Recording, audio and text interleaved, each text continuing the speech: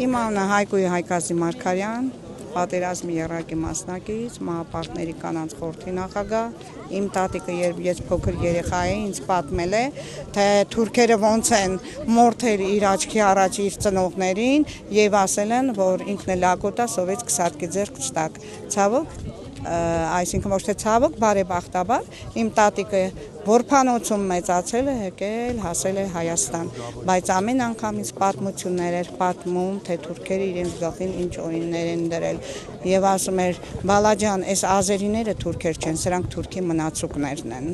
եւ թուրքերը հարստացել են հայերի ունեցվածքով։ Այդքանը։ Ինչ զգացողություն ունեք, երբ ամեն տարի այսօրը գալիս եք։ Երբ ամեն տարի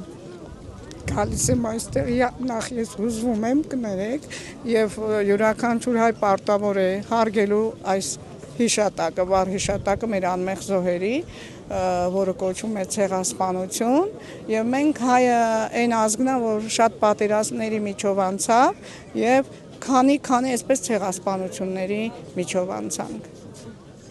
Եվ ես շատ եմ ցավում։ Դուք երեխաներ, թոռնիկներ ունեք, նրանց պատմում եք դեր պատմությունը շարունակում։ Չէ, առաջի անգամ այսօր որ ֆիլմ էի նայում, ինչև այստեղ գալես, երեխան 7 տարեկան է, փոքր է էլի, դեռ ինքը,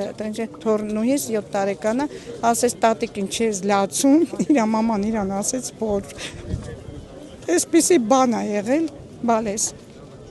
Իմացի տատիկը դրա համար է լացում, դե երեխա է էլի, բոլոր դեպքերում երեխային շատ բան, այդ փոքր երեխան չի կարելի նման բաներով, ճիշտ է, թուրքերը իրանց երեխաներին հենց ծնված օրվանից են դաստիարակում հայերի հետ ոնց պիտի վարվեն, բայց մենք բոլոր դեպքերում երեխաներին նման ձևով չենք դաստիարակում։ Իսկ ինչ կարծիք ունեք այն մտքետ, եւ իշխանություններն ասում են, որ արդարության վերականգնման կոչերն անընդունելի են։ Ես ձեզ ասեմ, ես քաղաքական հարցերով չեմ զբաղվում, թույլ տվեք, իմ կարծիքն է, որ ես չգիտեմ ոնց կորոշեն, ինչ կանեն, բոլոր դեպքերում ես որպես հայ, ես չեմ մոռանա ցեղասպանությունը եւ յուրաքանչյուր հայ պիտի խոնարհվի, ոչ թե մոռանա, իր պատմության էջերը պետք չի ջնջել։